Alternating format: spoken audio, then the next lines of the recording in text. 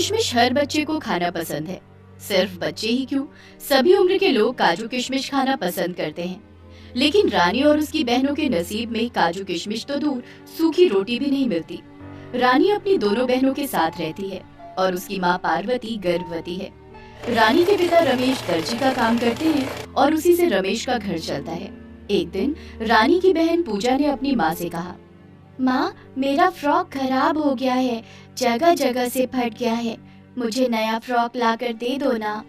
ये सुनकर पार्वती ने कहा, मेरे पास तो पैसे नहीं है बेटी, तेरे पिताजी को आने दे, मैं उनसे बात करती हूँ। शाम को दुकान में काम खत्म करके रमेश घर लौटा। पार्वती ने नए फ्रॉक के बारे में कहा। रमेश दुखी होकर बोला, नए फ्रॉक खरीदने के पैसे कहाँ है पार्वती? तो फिर एक नया फ्रॉक सिल दो ना, पूजा बहुत दिक्कत में है, फटा हुआ फ्रॉक पहनकर उसे स्कूल जाना पड़ रहा है।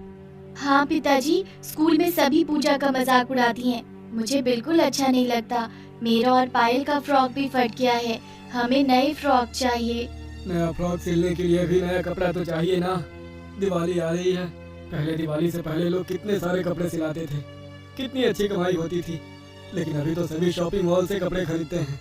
जब से ये शॉपिंग मॉल बना है तब से ही हमारा बुरा दिन चल रहा है।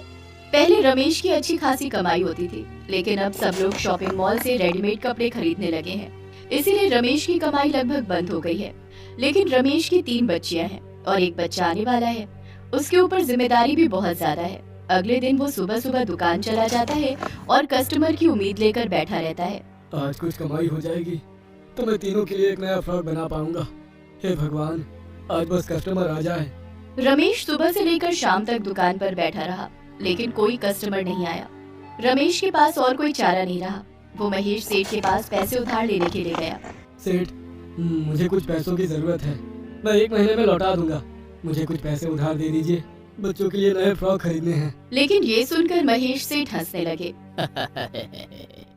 क्यों, अब पैसों की जरूरत पड़ गई ना? तब तो बहुत उछल रहा था, तूने अपना दुकान नहीं दिया, नहीं तो वहीं पर शॉपिंग मॉल बन जाता और तुझे उस मॉल के अंदर एक दुकान भी मिल जाता। रमेश चुप हो गया, उसके पास बोलने के लिए अब कुछ भी नहीं है। इस इलाके में शॉपिंग मॉल महेश सेठ ने ही बनाया है। वो पहले वही शॉपिंग मॉल बनाना चाहते थे जहाँ आज रमेश की दुकान है, लेकिन रमेश तब राजी नहीं हुआ था। उसने कहा था, ये दुकान मेरे बाप दादा की है, यह मैं नहीं बेचूंगा। वैसे भी यहाँ शॉपिंग मॉल बन गई तो सभी छोटे दुकानदारों की कमाई बंद हो जाएगी। रमेश ने दुकान नहीं बेचा, लेकिन कुछ दिन बाद बाकी दुकानदारों ने ही रमेश को धोखा दे दिया। उन लोगों ने लालच में आकर अपनी दुकान महेश सेठ को बेच दी। उसके बाद से महेश की कमाई भी बंद हो गई और उसे शॉपिंग मॉल में दुकान भी नहीं मिली।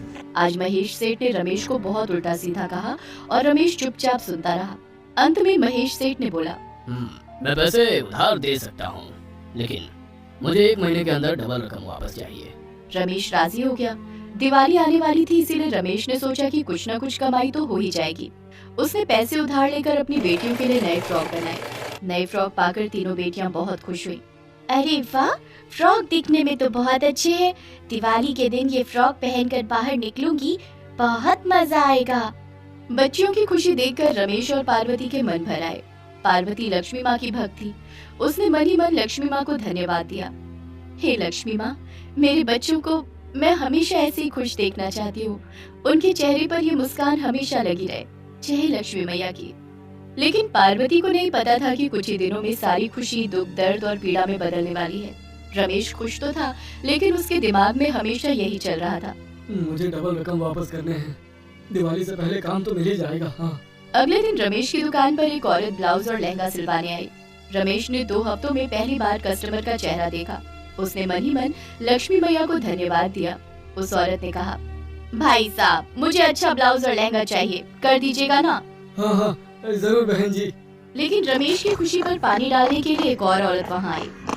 अरे सुषमा, तू दर्जी से लहंगा सिलवा रही है? वहाँ शॉपिंग मॉल में सेल चल रहा है, 50% कम काम है, चल चल जल्दी चल।